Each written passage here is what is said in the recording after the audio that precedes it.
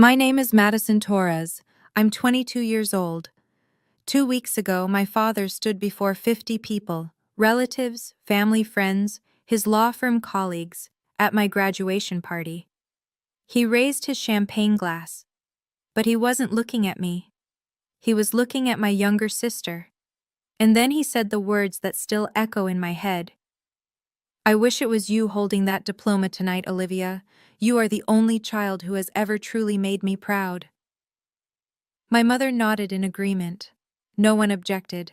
No one even glanced my way. I left quietly. Not a single person noticed. But what happened after that? They're still reeling from it. Before we begin, if you genuinely enjoy this story, please take a moment to like and subscribe. Where are you watching from, and what time is it there? Drop a comment and let me know. Now let me tell you how it all started. Let me introduce you to the Torres family. My father, Richard Torres, is a successful attorney, senior partner at one of the most respected law firms in the city. My mother, Patricia, comes from 3 generations of lawyers. And my little sister, Olivia? She's 19, just finished her first year of pre-law, and she's the sun around which my parents orbit. Then there's me, the black sheep who chose nursing. I still remember the day I told them, 4 years ago. I was 18, trembling with excitement about my acceptance into the nursing program. My father looked at me like I'd just told a joke that wasn't funny. "Nursing?" He set down his whiskey. "You want to be a servant to doctors for the rest of your life?" My mother sighed.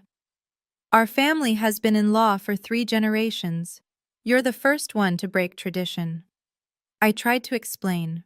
I wanted to help people, to be there in their most vulnerable moments, to actually make a difference.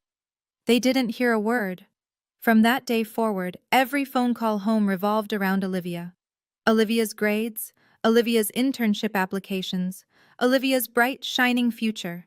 Meanwhile, I graduated top of my nursing class, worked double shifts to pay my own tuition, and received commendation after commendation from my professors. Not once did they ask how I was doing. Not once did they attend a single ceremony. But there was one person in my family who always kept track. Someone who called every Sunday without fail. Someone who remembered every exam, every clinical rotation, every small victory. Someone my father had never respected. And that person would change everything. 2 months before graduation, I received an email from my mother. No greeting, no, "How are you?" Just logistics. "Your graduation party will be held at the Sterling 7 p.m. Saturday. Your father has finalized the guest list. You don't need to worry about anything." I read it 3 times. My graduation party, planned entirely without me. I pulled up the guest list attachment. My stomach dropped. 53 names. I recognized maybe 10 of them, relatives I barely knew.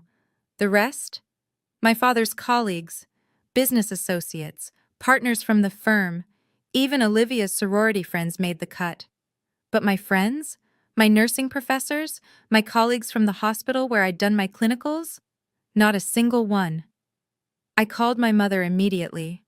"Mom, can I invite some of my own people?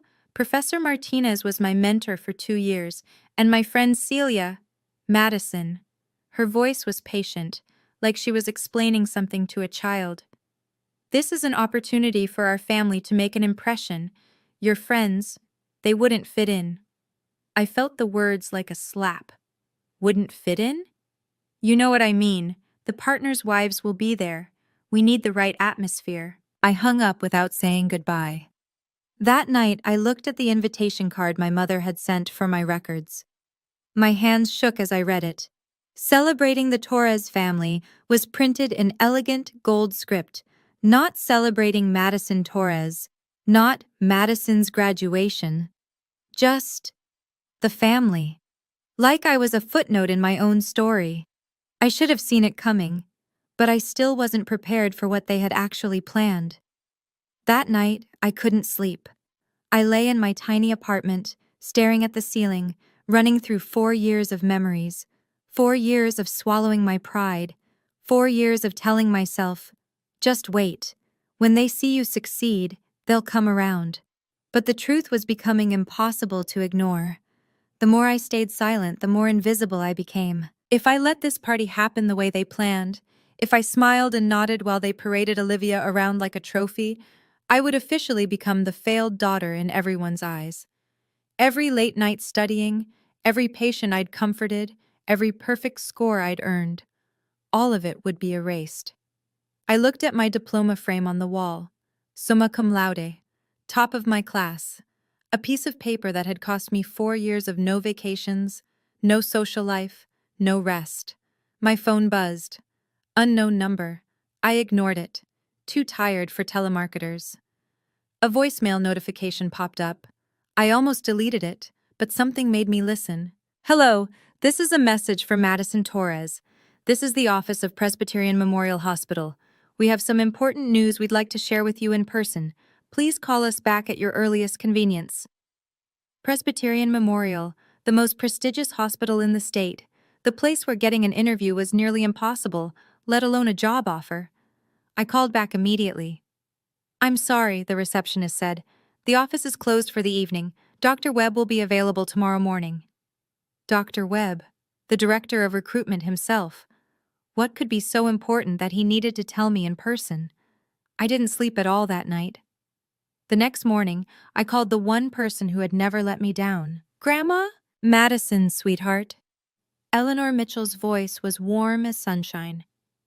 I was just thinking about you. How are the party preparations going?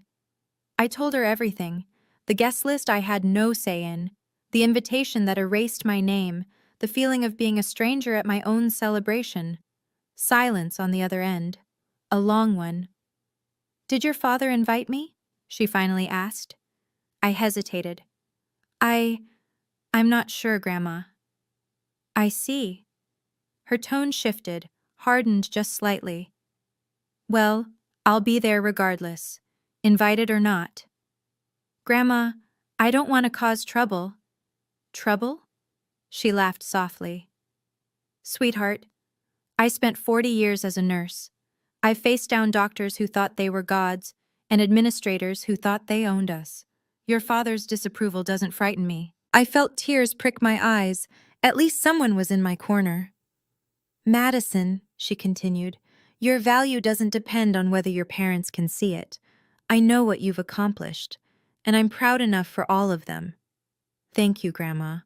Oh, by the way, her voice turned lighter. I ran into Dr. Webb last week, the recruitment director at Presbyterian Memorial. Do you remember him? My heart skipped. You know Dr. Webb? We served on the Community Health Foundation board together for 15 years. He mentioned your name, said some very impressive things about you. What did he say? Call him back, sweetheart. I think you'll want to hear it from him directly. She hung up before I could ask more.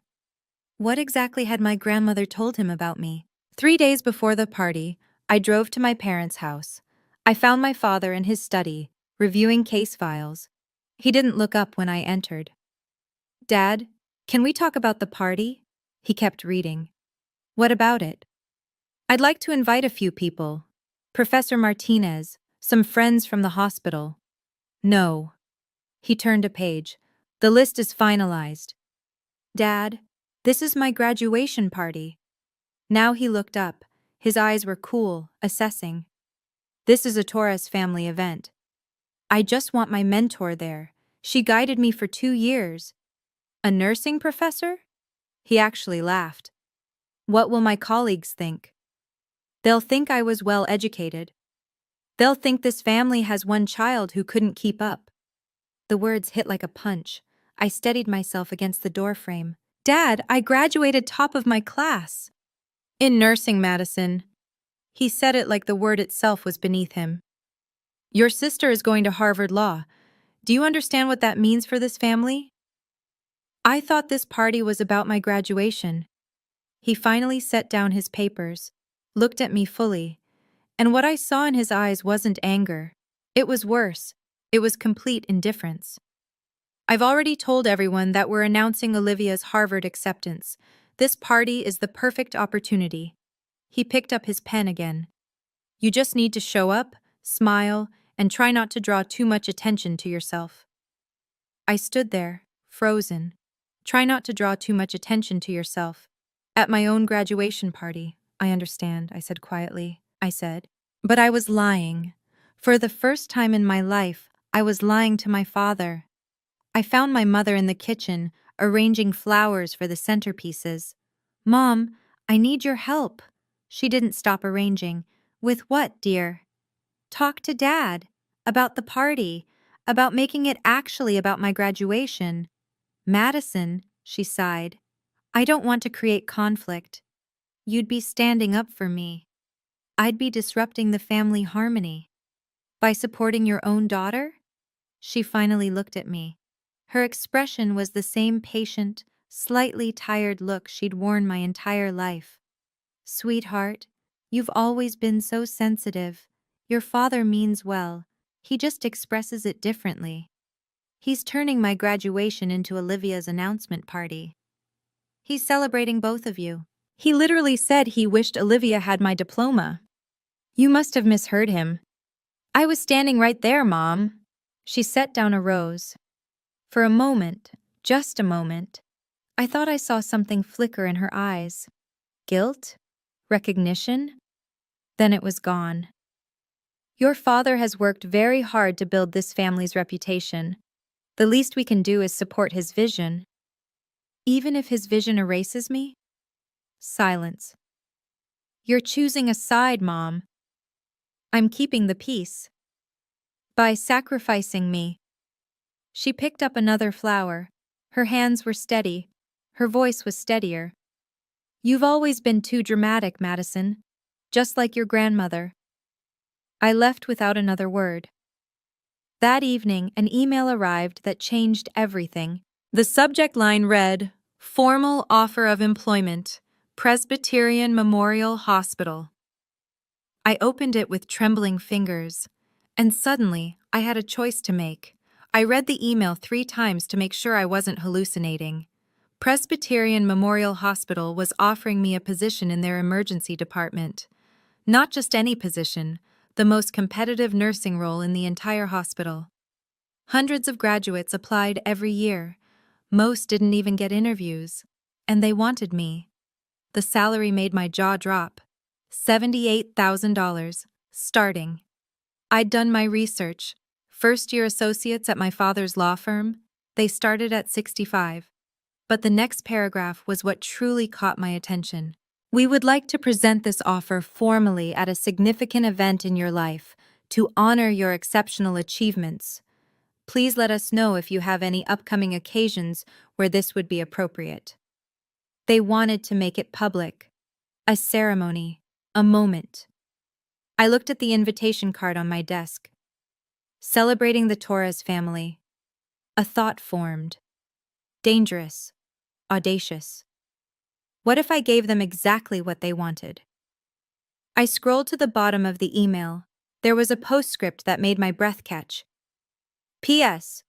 Mrs. Eleanor Mitchell recommended you to our attention. She described you as the most exceptional nursing student she has witnessed in her 40 years in the profession. We are honored to have you join our family, Grandma. She hadn't just mentioned my name to Dr. Webb. She'd actively advocated for me, used her decades of connections and credibility to open a door. And she'd never said a word. I didn't reply to the email that night.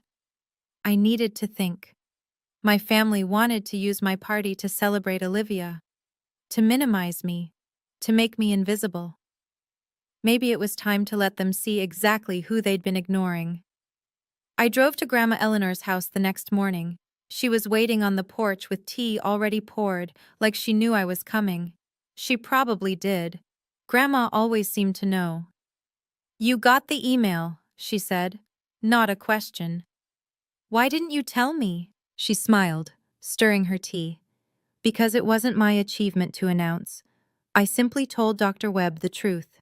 Everything else, you earned yourself. I sat beside her. Grandma, tell me about Dad. About why he's like this. Her smile faded. Your father came from nothing, Madison. worked his way through law school on scholarships and spite. When he married your mother, he married into 3 generations of legal prestige. She paused. The first time he met me, he looked at my nurse's uniform and said, "I hope your daughter will have a better life than you." He said that? To my face. At their engagement dinner. She shrugged. I've never been someone worth impressing in his eyes. Just the mother-in-law who serves doctors. But you've done so much. The foundation, the scholarships, the community health programs, none of which involve a law degree. She reached over and squeezed my hand. Your father measures worth by titles and prestige. People like us, we measure it by lives touched. She stood up and walked inside. When she returned, she was holding an envelope. This came for you last month. I've been waiting for the right moment. I opened it. A letter from the Dean of the School of Nursing, a formal commendation for academic excellence, and a nomination for the Future Healthcare Leaders Program. Grandma, you don't need your parents' recognition, sweetheart. Her eyes were fierce. But if they insist on looking, let's give them something to see. That afternoon, I called Dr. Samuel Webb. Madison. His voice was warm, professional. I'm so glad you reached out. Did you receive our offer? I did. I'm honored. Truly. The honor is ours. Your clinical evaluations were exceptional. Your professors couldn't say enough good things. I took a deep breath. Dr. Webb, about the formal presentation you mentioned. Yes? I have an event this Saturday, my graduation party, at the Sterling restaurant. That sounds perfect. A celebration of your achievement. I hesitated. It's complicated. My family doesn't exactly understand the value of nursing. A pause. I see. His tone shifted, became knowing. Mrs. Mitchell mentioned something similar. Your family has lawyers, I understand. 3 generations of them. Well, I could hear him smiling through the phone. I suppose we'll have to show them what a real achievement looks like. I'll bring the formal offer letter and a small surprise. What kind of surprise? You'll see. Trust me, Madison. Saturday evening will be memorable. After I hung up, I sat in silence for a long time.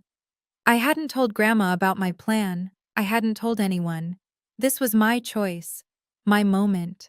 My whole life, I'd tried to earn my family's respect by staying small, by being quiet, by hoping they would eventually turn around and see me.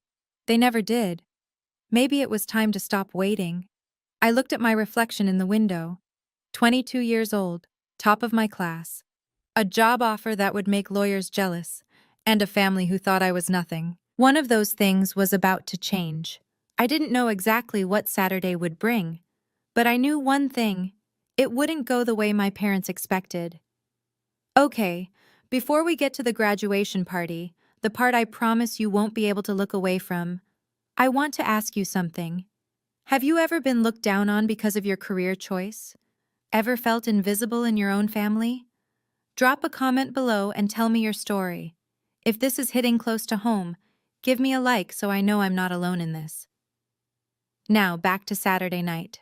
The Sterling was even more impressive than I remembered. Crystal chandeliers cast golden light across white linen tablecloths. Fresh roses adorned every surface. Wait staff in black uniforms moved silently between tables, filling champagne glasses and adjusting silverware. 50 guests, minimum. I scanned the room and recognized maybe a dozen faces, distant aunts, cousins I saw once every few years. The rest were strangers in expensive suits, my father's colleagues, his partners, their wives. I arrived at exactly 7 o'clock. My father was standing at the entrance, shaking hands with a silver-haired man I didn't recognize. "Richard, congratulations," the man was saying. "Big occasion for your family." "Thank you, Charles. Big things ahead." Dad noticed me approaching. A brief nod, nothing more. Then he turned back to Charles as if I were just another passing server. I moved further into the room. My mother was near the head table, fussing over Olivia's dress, a gorgeous emerald gown that probably cost more than my monthly rent. Meanwhile, I was wearing the navy blue cocktail dress I'd bought with 3 weeks of overtime pay. "Madison, there you are."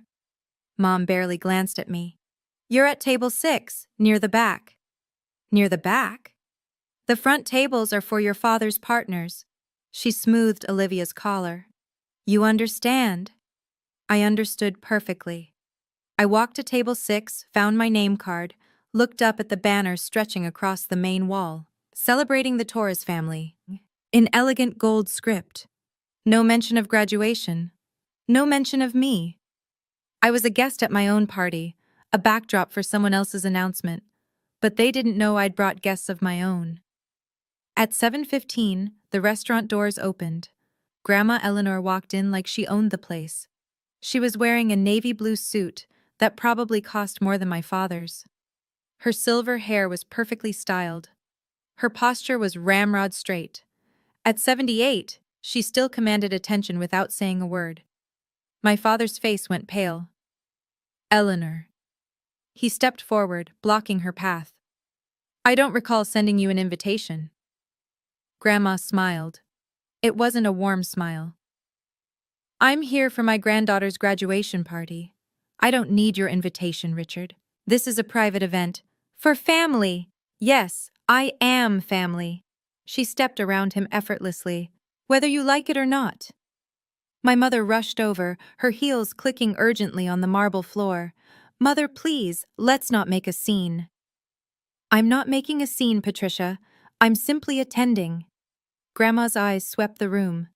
"Where's Madison seated?" "Oh, table 6, in the back. How appropriate."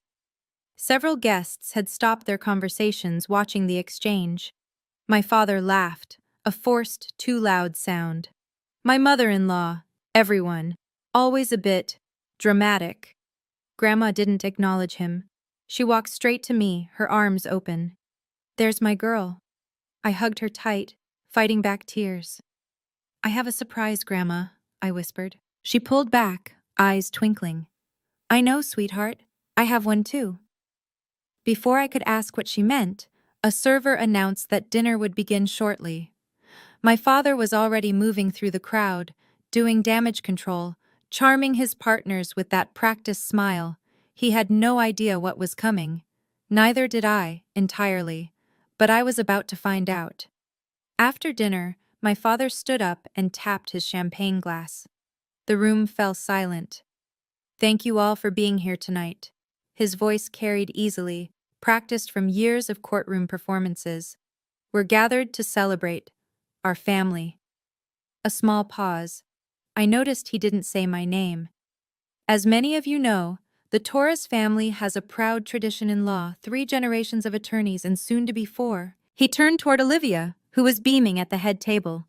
"I want to raise a glass to the future, to my youngest daughter, Olivia, who has just been accepted to Harvard Law." Applause rippled through the room. I saw my mother nodding proudly. My father continued, his eyes still on Olivia. "I wish—" He paused for effect. "I truly wish that Olivia was the one holding a diploma tonight. She is the only child who has ever truly made me proud." More applause, but quieter now.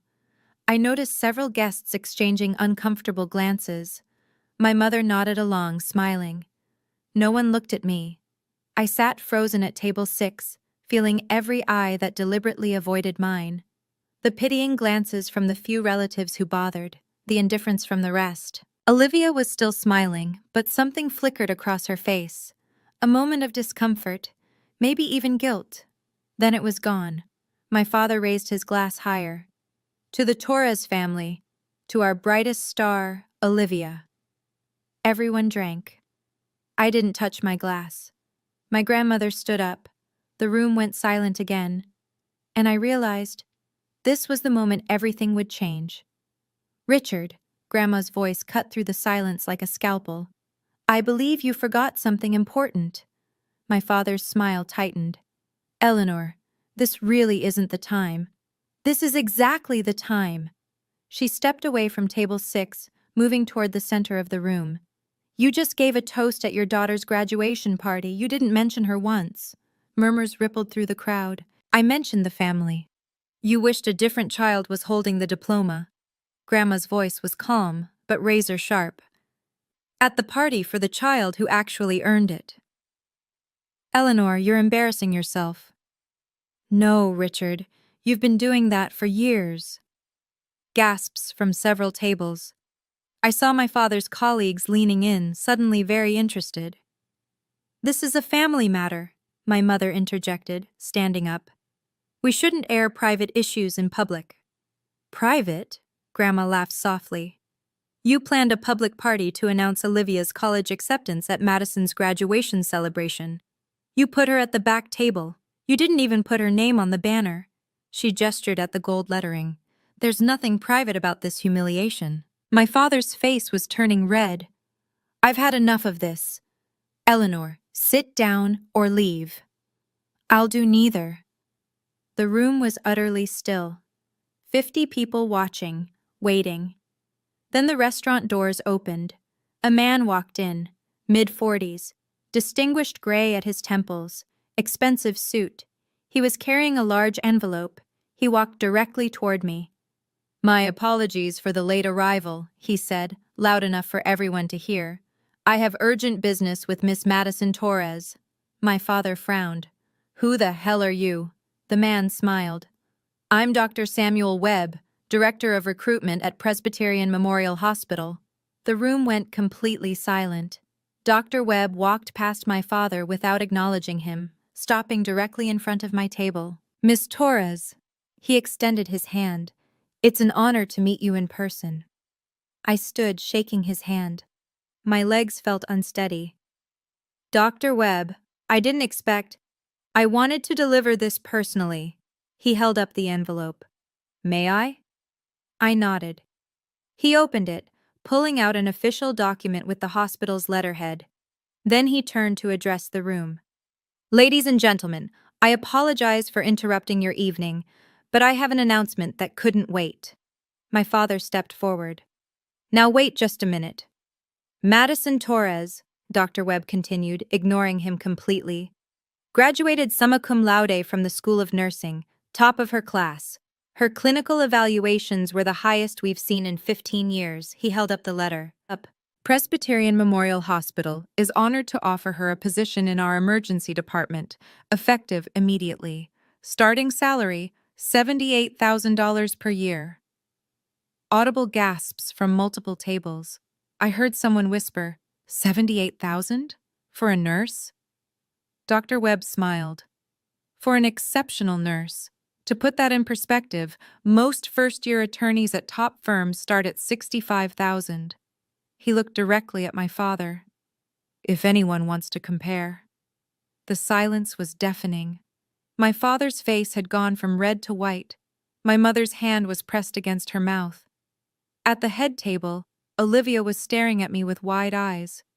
Not jealousy, something else. Surprise. Real surprise. Dr. Webb handed me the letter. Congratulations, Madison. You've earned this. Thank you, I managed, but he wasn't finished. There's one more thing, Dr. Webb said. The small surprise I mentioned. He reached into his jacket and pulled out another envelope. This is a letter from Dean Harrison of the School of Nursing. It was addressed directly to Madison, but given the occasion, I thought I'd share a portion of it. He unfolded the paper and began to read. Madison Torres is the most exceptional nursing student we have trained in the past 15 years. She achieved not only perfect academic marks, but demonstrated compassion and professionalism that exceeded every expectation during her clinical rotations. We are proud to nominate her for the Future Healthcare Leaders Program, reserved for the top 1% of healthcare graduates nationwide. He looked up. The top 1%, nationwide. Applause erupted. Not polite applause, genuine, enthusiastic applause. I saw my father's colleagues nodding approvingly, turning to look at me with new respect. My God, I heard someone say. Richard, you never told us she was this accomplished. My father opened his mouth. Nothing came out. Dr. Webb folded the letter and handed it to me. Your grandmother was right about you, Madison. Every word. Grandma stepped forward, her chin held high. For those who are wondering, she announced, her voice carrying across the room, I was the one who introduced Madison to Presbyterian Memorial.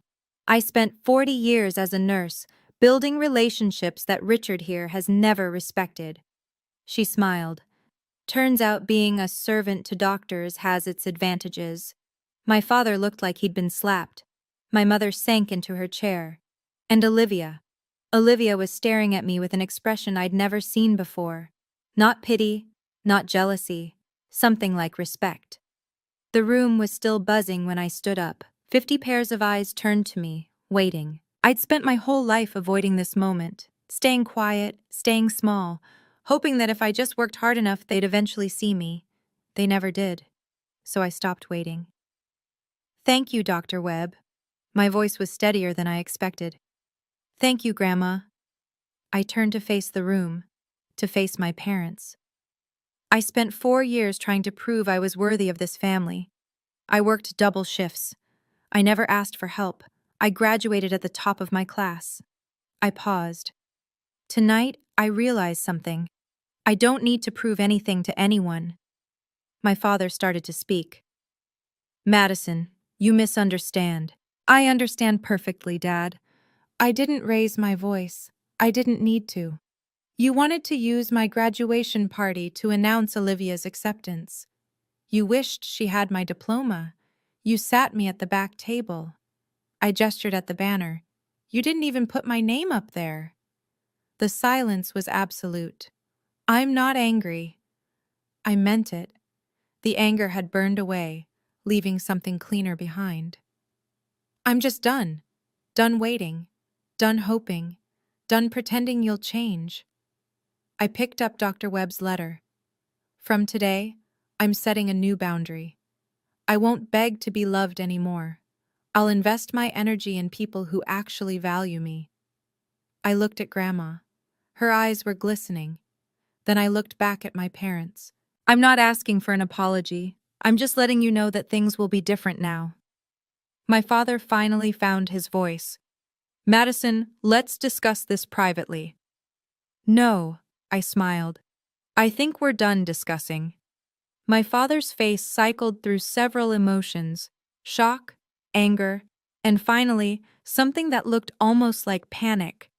Madison, you're being dramatic. He forced a laugh, glancing at his colleagues. You know how it is. Family misunderstandings. This wasn't a misunderstanding, Dad. I kept my voice calm. You literally wished my sister had my diploma, in front of 50 people. I was making a toast to someone else at my party. A man stood up from one of the front tables. I recognized him from my father's office, Mr. Harris, a senior partner. Richard. His voice was quiet but firm. I think your daughter deserves an apology. Several heads nodded around the room. My father's laugh died in his throat.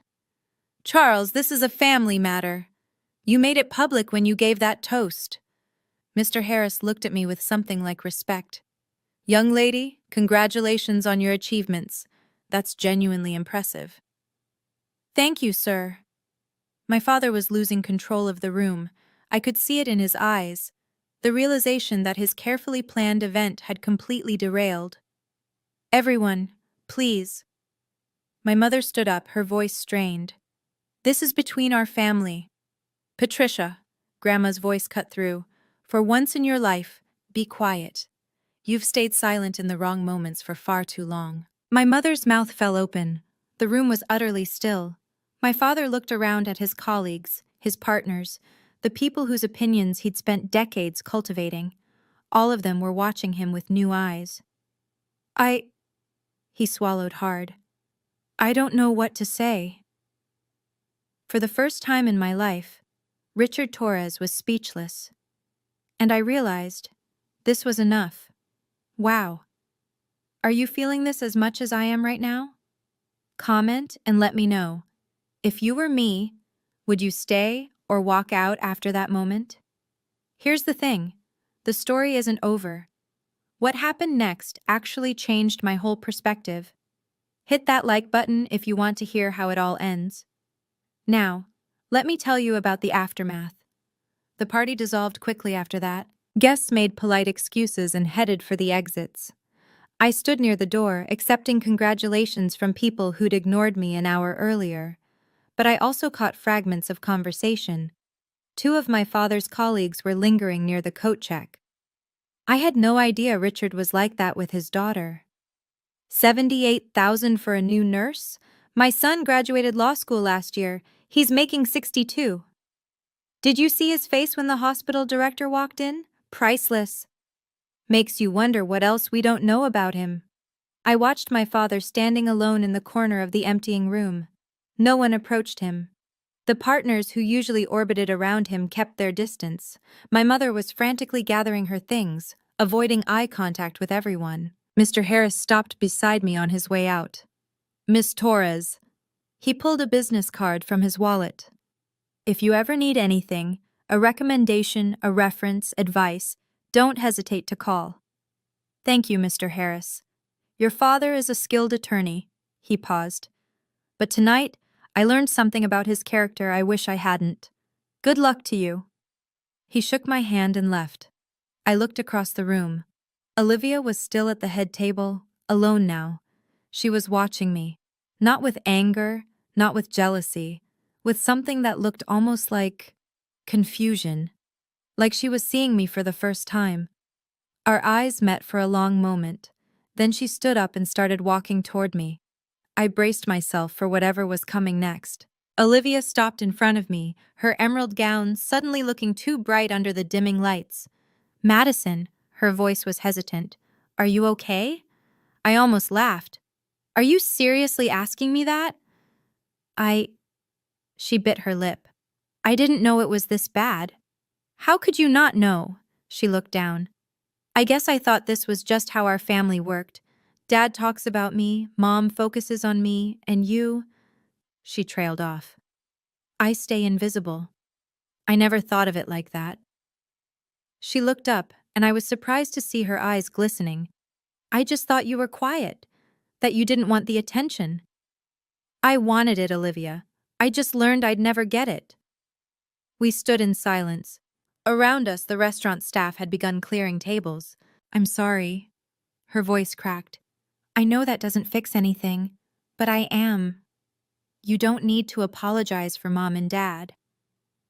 I'm apologizing for me, for never asking, for never noticing. She wiped her eyes. For just accepting how things were. I felt something shift in my chest.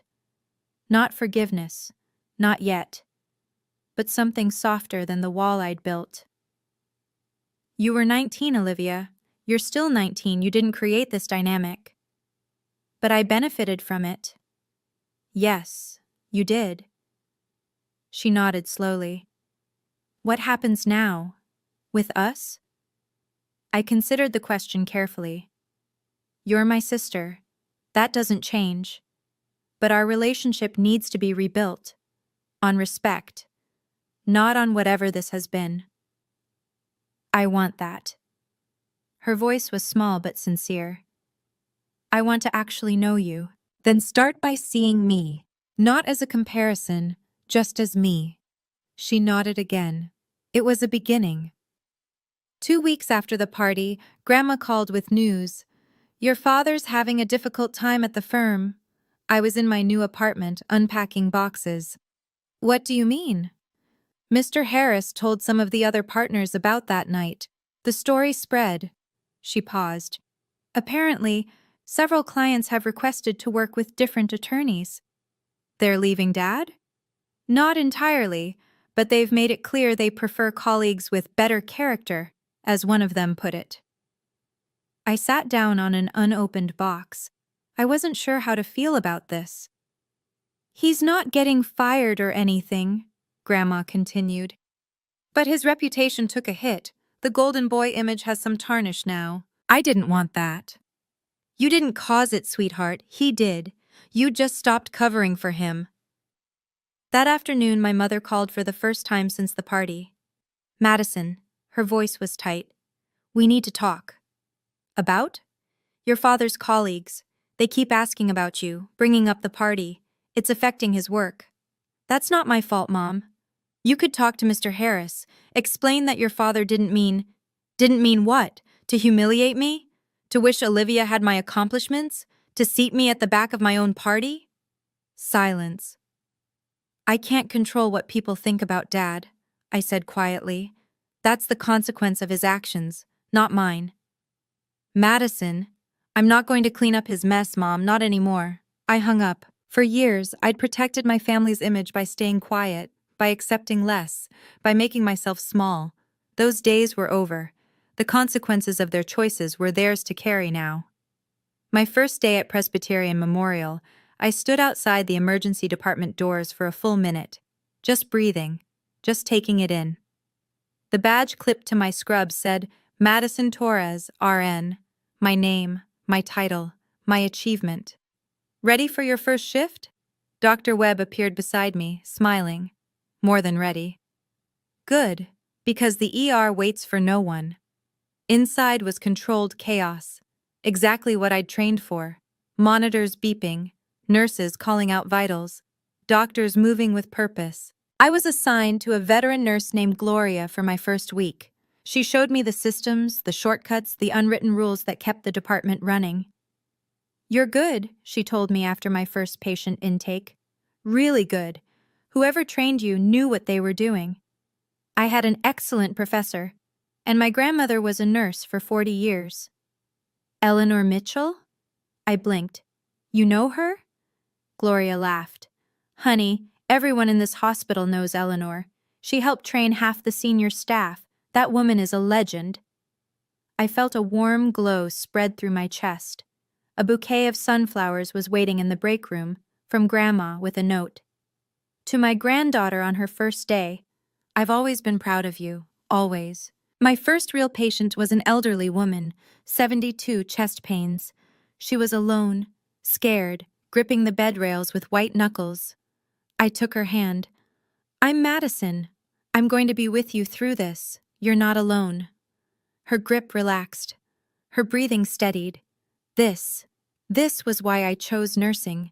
Not for the money or the prestige, for moments like this, for being there when someone needed me most. I was exactly where I belonged. 3 months later, my life looked completely different. I had a job I loved, colleagues who respected me, an apartment that was finally starting to feel like home, and Grandma Eleanor, who visited every Sunday for tea and stories. As for my family, my father still hadn't called, not once. I wasn't surprised. Richard Torres didn't apologize. He simply waited for problems to disappear. I wasn't going to disappear anymore. My mother texted occasionally, short messages. How are you? Or, thinking of you. Never an acknowledgement of what happened. Never an apology. I responded politely, briefly. Nothing more. But Olivia surprised me. She called every Sunday right before Grandma's visits. We'd talk for 20 minutes, sometimes more. She told me about law school applications. She was reconsidering Harvard, looking at schools closer to home. She asked about my patients, my shifts, my life. She never mentioned our parents. I want to understand you, she said one Sunday. Not the version of you I thought I knew. The real you. It wasn't perfect. We had years of distance to bridge.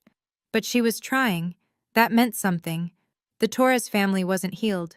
Maybe it never would be. But I'd stopped waiting for that healing to come from anyone but myself. I set new rules. I would answer if they reached out, but I wouldn't chase their approval anymore. I would attend family events if invited, but I wouldn't tolerate disrespect. I would love them from a distance if that's what it took to protect my peace. Boundaries weren't punishment. They were self-preservation. And for the first time in my life, I was putting myself first. Sometimes, on quiet evenings, I sit on my apartment balcony and watch the city lights come on. I think about the journey that brought me here. 4 years of working myself to exhaustion, trying to earn love I should have had freely. One night of public humiliation that could have broken me, and one decision that changed everything. I stopped pretending to be invisible. Here's what I learned. Your worth doesn't depend on whether anyone else sees it. The people who should love you unconditionally sometimes can't. And that's not your failure. It's theirs. Boundaries aren't revenge. They're not punishment or cruelty. They're the line you draw between what you'll accept and what you won't, between who you are and who others want you to be.